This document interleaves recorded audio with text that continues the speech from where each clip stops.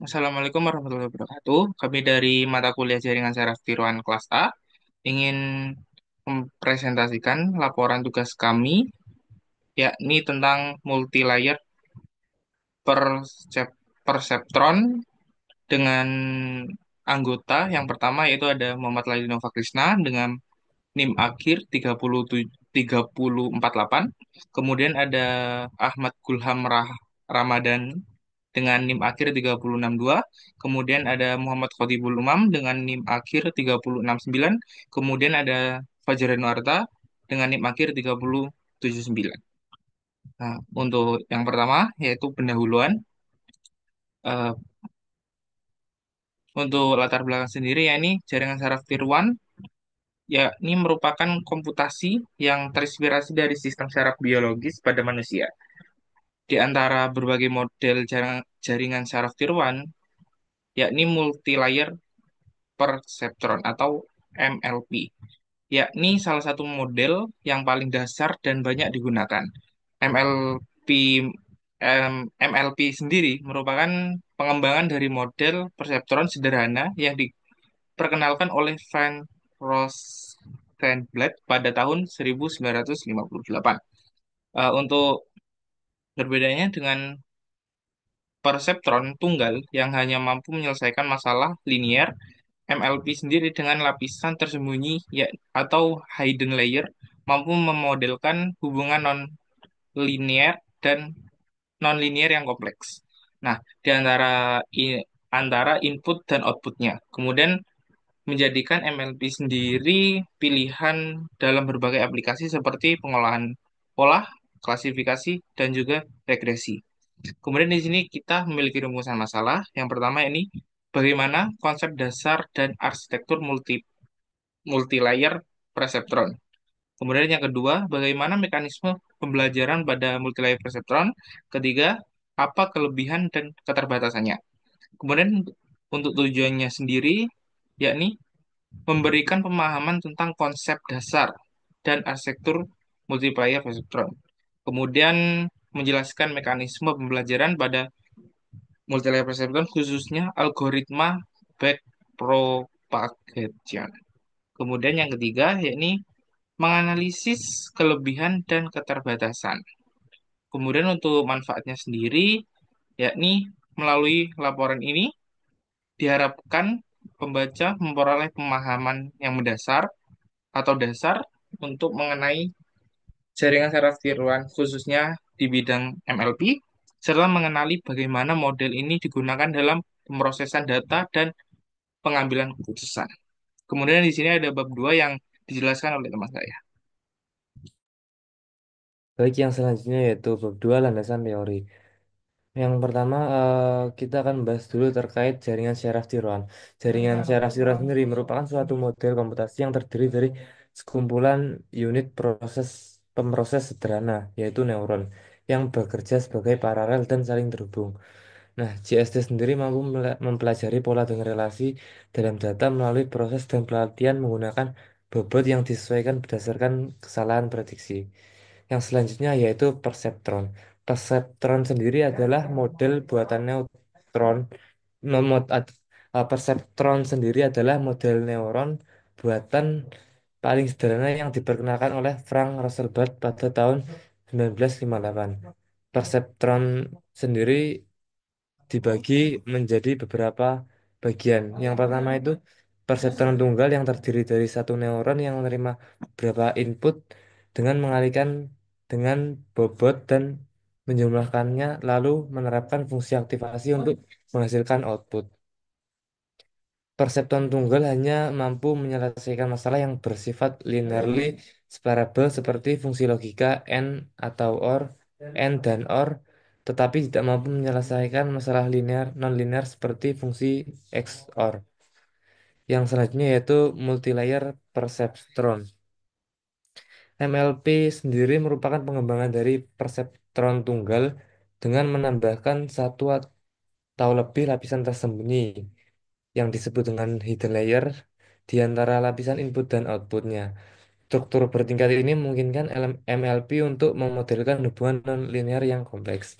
MLP termasuk dalam kategori feed-forward neural network, di mana setiap informasi hanya mengalir dari input ke output tanpa ada koneksi umpan balik.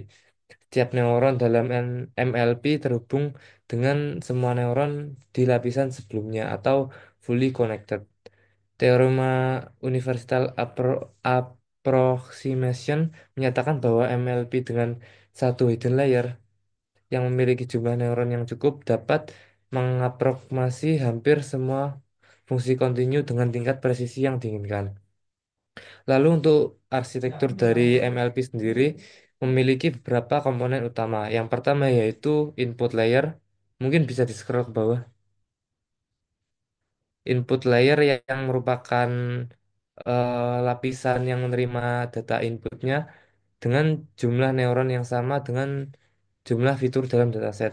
Lalu hidden layer yang memiliki satu atau lebih layer yang berperan untuk melakukan ekstraksi dan transformasi fitur dari input. Lalu output layer yang merupakan layer terakhir yang berfungsi untuk menghasilkan output dengan jumlah neuron yang tergantung pada jenis masalah. Seperti klasifikasi biner itu menggunakan satu neuron dengan fungsi aktivasi sigmoid. Lalu untuk klasifikasi multiclass menggunakan jumlah neuron yang sama dengan kelas dengan fungsi aktivasi softmax. Lalu berdasarkan masalah regresi menggunakan satu neuron dengan fungsi aktivasi linear. Lalu eh, komponen selanjutnya yaitu bobot atau yang biasa disebut wakes, yang mana merupakan koneksi antara dua neuron yang memiliki bobot yang akan disesuaikan selama proses pembelajaran. Lalu yang terakhir yaitu bias yang merupakan nilai tambahan yang memungkinkan fungsi aktivasi bergeser. Yang selanjutnya yaitu proses pelatihan MLP. MLP dilatih menggunakan algoritma backpropagation yang terdiri dari dua tahap, yaitu forward pass, yang mana prosesnya itu input diproses dari layer input hingga output.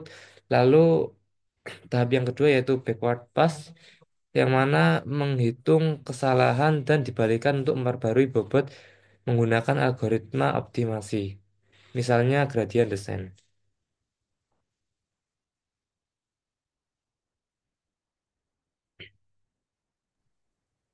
Yang Baik, untuk selanjutnya, selanjutnya bisa dijelaskan oleh teman saya. baik, terima kasih. Yang selanjutnya pembahasan. Untuk yang pertama, untuk arsitektur multilayer perceptron ini, seperti yang dijelaskan sebelumnya, memiliki tiga bagian, yaitu yang pertama input layer, yang kedua ada hidden layer, dan yang ketiga ada output layer.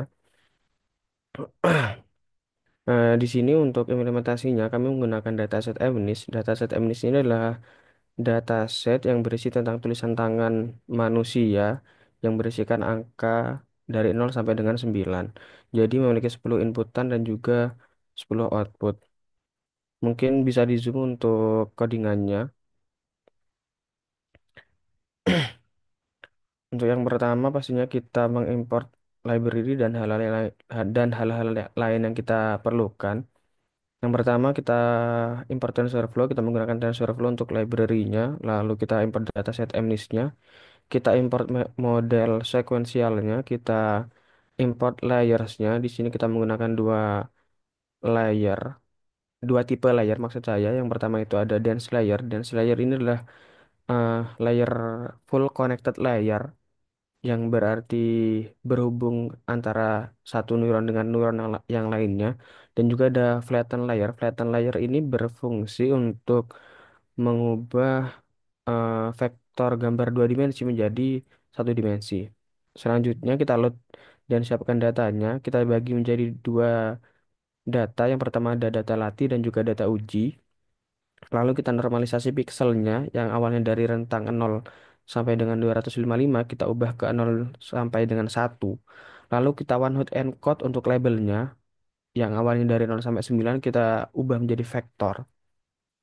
Lalu eh, le- untuk bangun modelnya, untuk input layernya kita menggunakan flatten seperti yang saya jelaskan sebelumnya, di mana gambar yang awalnya bentuknya 28 dikali 28 yang bentuknya awalnya dua dimensi diubah ke satu dimensi dengan ukuran vektor 784. Untuk layer yang kedua, untuk hidden layer yang pertama, kita gunakan dense layer di mana memiliki neuron sebanyak 128 dengan activation ReLU. Di sini kami menggunakan activation ReLU karena kami anggap efisien dan juga cepat. Untuk hidden layer yang kedua, kita menggunakan dense layer juga dengan neuron berjumlah 64 dan juga activationnya juga ReLU.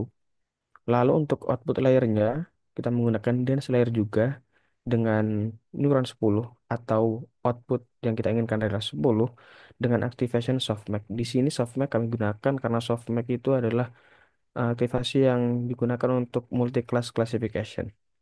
Seperti itu. Mungkin bisa di-scroll ke bawah untuk compiling dan trainingnya. Langsung ke, nah sini aja. Cukup. Untuk compile-nya kita menggunakan optimizer Adam yang pertama karena kami anggap sangat efisien. Lalu untuk loss-nya kita gunakan categorical cross entropy karena categorical cross entropy ini uh, loss yang digunakan untuk loss function yang digunakan untuk menghitung loss pada multi-class classification dan kita gunakan matrix akurasi. Untuk training modelnya kita menggunakan epoch berjumlah 10 dan juga batch size 32 dan juga validation split sebesar 10%. Di akhir epoch yang ke-10 bisa kita lihat eh, akurasi yang kita dapatkan adalah 99%, 99,39%. Lanjut ke evaluasi modelnya. Untuk evaluasi modelnya, eh, untuk untuk hasil evaluasinya menunjukkan akurasi sebesar 97,42%, yang mengindikasikan bahwa model mampu mengenali digit tulisan dengan baik seperti itu. Seperti yang bisa kita lihat untuk akurasinya uh, pada notebook ini adalah sebesar 97,72. Seperti itu. Next, mungkin yang terakhir adalah penutup. Silakan.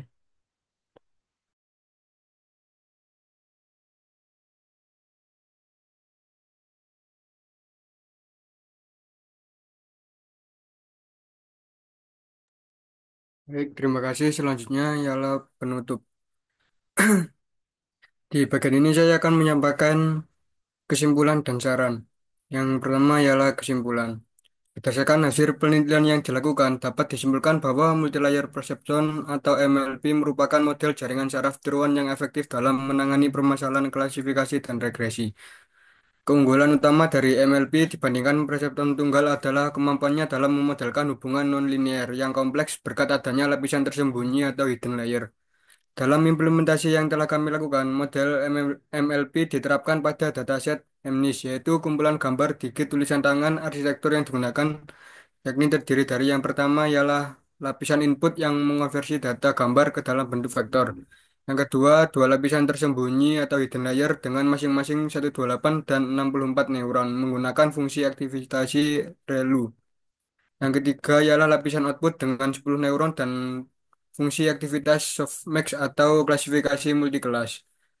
Selanjutnya, proses pelatihan dilakukan menggunakan algoritma backpropagation dengan optimizer Adam yang menunjukkan peningkatan akurasi secara bertahap. Pada epoch pertama, akurasi pelatihan mencapai 86,24% dan meningkat hingga 99,45% pada epoch ke-10. Sementara itu, akurasi validasi tetap stabil di 97-98%, menunjukkan model yang cukup stabil dan tidak mengalami overfitting yang signifikan. Ketika diuji menggunakan data uji MNIST, model kami mencatat akurasi sebesar 97,42% yang membuktikan bahwa MLP dapat mengenali pola tulisan dengan cukup baik. Selanjutnya ialah saran. Nah, meskipun model yang kami buat sudah cukup akurat, ada beberapa langkah yang bisa dilakukan untuk meningkatkan performanya di masa depan. Yang pertama adalah eksplorasi arsitektur MLP. Di sini kita dapat menambahkan atau mengurangi jumlah lapisan tersembunyi dan neuron untuk mengoptimalkan kinerja model. Yang kedua, penggunaan teknik regulasi. Teknik seperti dropout atau batch normalisasi bisa diterapkan untuk mengurangi risiko overfitting dan meningkatkan kemampuan model dalam mengenali data baru. Selanjutnya ada tuning hyperparameter. Di sini kita bisa menguji berbagai kombinasi hyperparameter seperti learning rate, jumlah epoch, dan jenis optimizer untuk mencari kombinasi yang paling optimal. Selanjutnya keempat, penggunaan model deep learning yang lebih canggih. Jika dataset yang digunakan lebih kompleks, kita dapat mempertimbangkan model yang lebih maju seperti Convolutional Neural Network atau CNN yang lebih optimal dalam menangani data citra. Dengan penilaian ini, eksplorasi yang lebih mendalam diharapkan model MLP dan jaringan saraf tiruan lainnya dapat semakin dioptimalkan untuk berbagai aplikasi di dunia nyata seperti pengenalan penulisan tangan, pengelola citra medis, dan sistem kecerdasan buatan. Dengan demikian kesimpulan dan saran yang kami sampaikan. Terima kasih.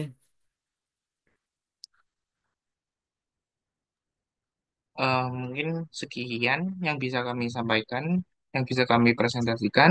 Kurang lebihnya mohon maaf. Wassalamualaikum warahmatullahi wabarakatuh.